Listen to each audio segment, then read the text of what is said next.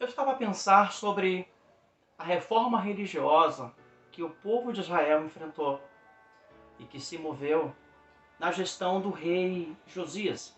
Josias começa a reinar com apenas 8 anos de idade. E com o passar do tempo, com 18 anos do seu reinado, ele inicia uma reforma no templo em Jerusalém. Mas tem uma coisa muito interessante aqui no texto de segundo livro dos Reis, capítulo 22. A história é linda, a história é interessante, é muito importante. E o texto vai dizer que, quando o rei ouviu o que estava escrito na revelação do Eterno, rasgou a própria roupa e deu esta ordem aos sacerdotes: intercedam ao Eterno por mim e por todo o povo de Judá. Procurem saber o que fazer a respeito do que está escrito no livro que foi encontrado. O Eterno deve estar furioso conosco. Os nossos antepassados não obedeceram ao que está escrito neste livro, nem seguiram as suas instruções. Olha que interessante que Josias, ele começa a reforma como todos nós. Queremos reformar uma casa, uma loja, um quarto, a igreja, um departamento. Nós pensamos em tijolo, massa corrida, tinta, novos revestimentos cerâmicos ou porcelanato. Pensamos ou piso vinílico ou piso laminado. Enfim, pensamos em materiais. Pensamos nas coisas que são comuns dentro de uma reforma, dentro de uma construção.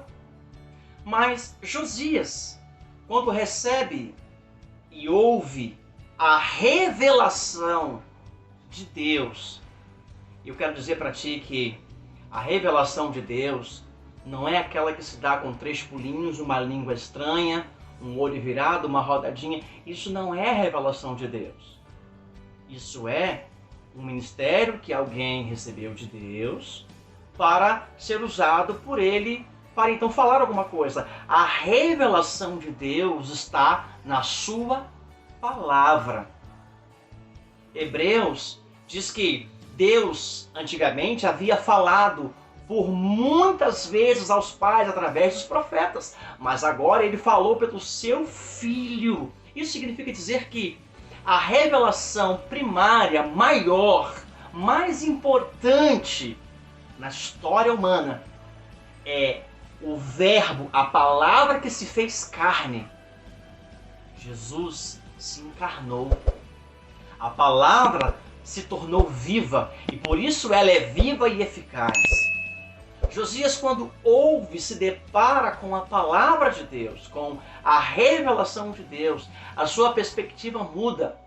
Ele pensa, não é com pedras, não é com tijolos, não é com cimento, não é com massa, não é com tinta que eu preciso começar a renovação, a restauração do templo. Eu preciso entender o que fazer, qual atitude tomar, quais são as ações a serem seguidas, a partir das orientações dadas por Deus através da sua própria revelação.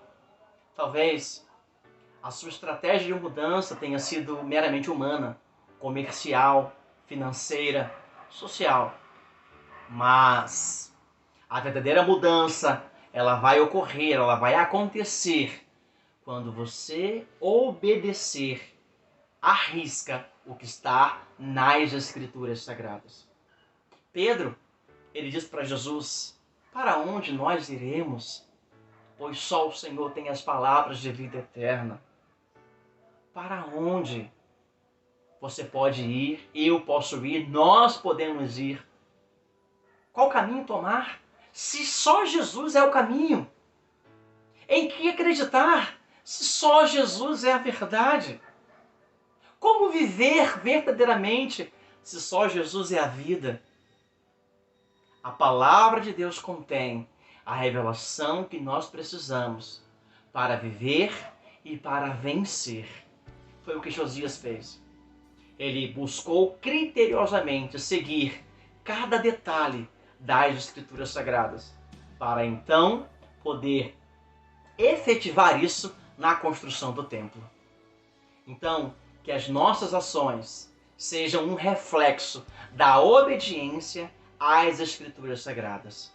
E que assim os nossos caminhos vão estar firmes, vão estar seguros, serão plenos, porque caminharemos em uma estrutura concreta, real, seriamente comprometida. Porque Deus diz: eu velo pela minha palavra para fazê-la cumprir. Deus te abençoe, Deus te guarde. Um forte abraço e um beijo em seu coração.